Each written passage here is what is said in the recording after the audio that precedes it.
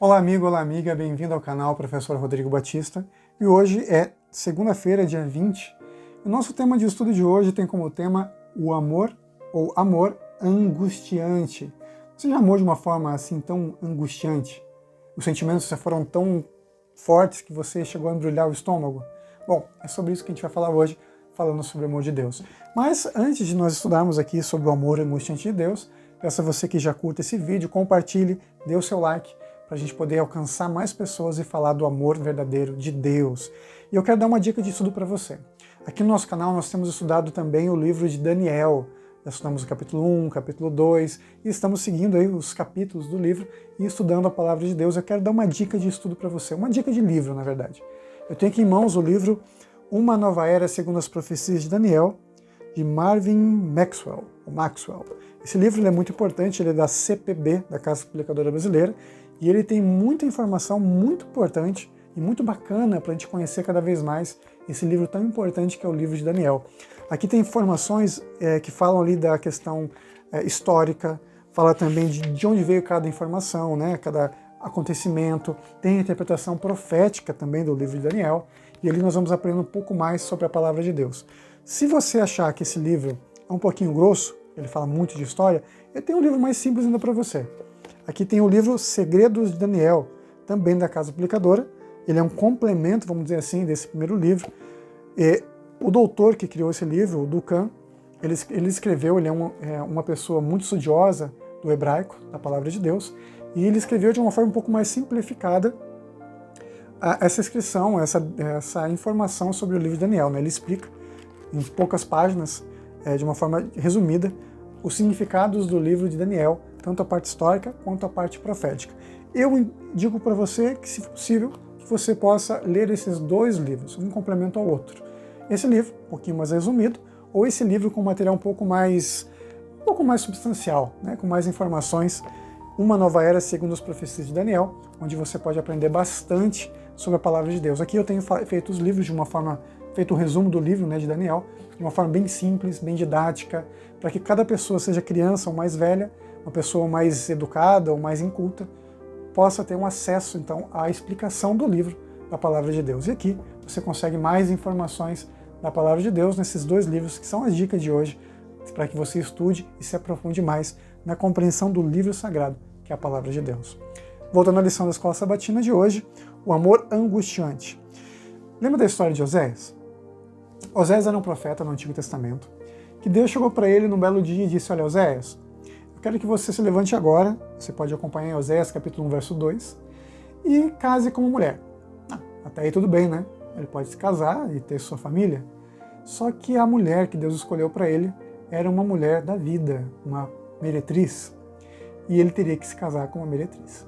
Bom, ele faz o que Deus pede, como Deus pede algumas coisas que não são muito fáceis, ele escolhe uma mulher, casa-se com ela, e tem filhos com ela, e cria uma família com ela. Até aí tudo bem, né? Ele resgata aquela moça, ela começa a ter uma vida nova, renovada, de acordo com os padrões, né, de pureza, de família que eles tinham naquela época. Só que ela se cansa dele e vai embora, volta para a vida que ela tinha antes. Ele fica desolado, mas Deus fala para ele: olha, Oséias, levanta e vai lá e traz sua esposa de volta. E isso tudo para a gente exemplificar como o povo de Israel, que é considerado a noiva de Cristo, se afastou de Deus, né? Caiu em pecado, mas Deus com seu amor vai lá e traz de volta. Só que não é só essa comparação que Deus faz ali no livro de Oséias. Ele também fala, ele compara Deus como um pai amoroso. Vamos ler agora Oséias no capítulo 11. Aqui um dos livros, inclusive é um livro que vem ali próximo ao livro de Daniel, que é o nosso guia de estudos, é o que vem depois do livro de Daniel, que nós temos estudado aqui também no A Fé e a História, né? Nós temos abordado a palavra de Deus na história, e que vamos então ao livro de Oséias, no capítulo 11, verso 1 a 9, fala assim sobre o nosso Pai de amor. Quando Israel era menino, eu o amei, e do Egito chamei o meu filho. Esse texto até inclusive aparece no Novo Testamento, quando fala de Jesus, né? Que Jesus vem do Egito e vai para Nazaré, onde ele é criado.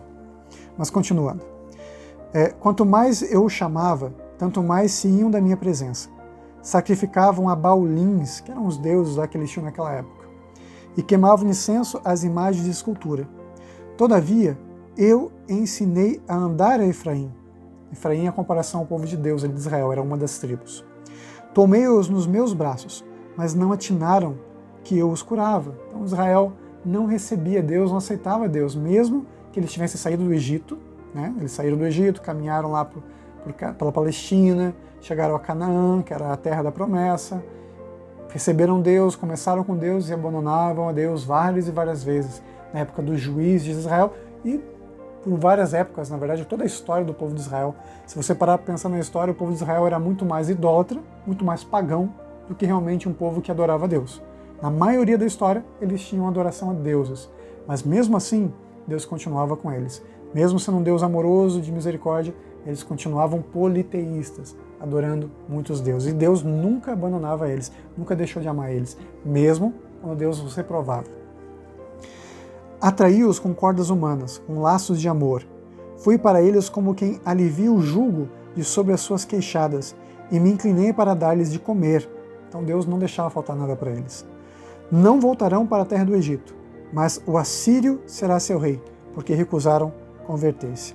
Aqui Deus estava avisando que o povo de Israel seria levado cativo pela Assíria, e foi o que aconteceu. Infelizmente, o Império Assírio veio e levou o povo de Israel lá pelo ano 700, mais ou menos, antes de Cristo, levando eles como prisioneiros, na verdade não só para a Assíria, mas espalhando o povo de Israel pelo mundo inteiro.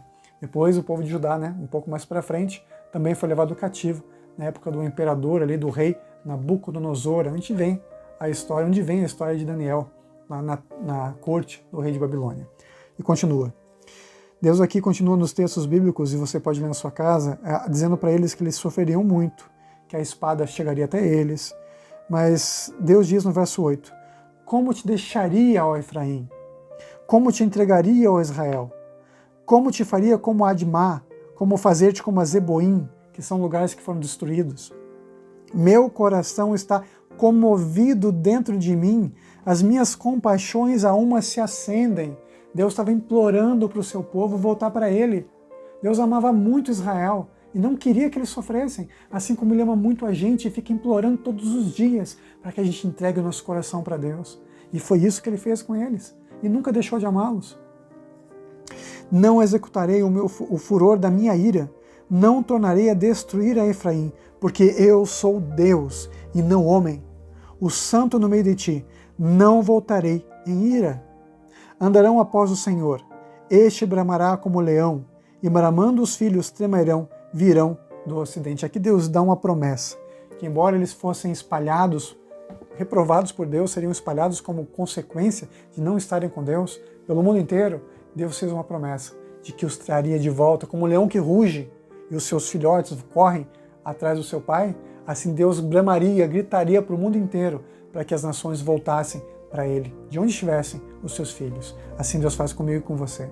Ele clama com amor e com misericórdia para o mundo inteiro, para que a gente volte para Ele, porque Ele se interessa pela nossa salvação, assim como se interessava pelo povo de Israel, o Israel físico e também hoje o Israel espiritual. Tremendo virão como passarinhos, os do Egito, e como pombas, os da terra da Síria, e os farei habitar em suas próprias casas, diz o Senhor. Promessa. Deus tem hoje para a gente casas no céu, né?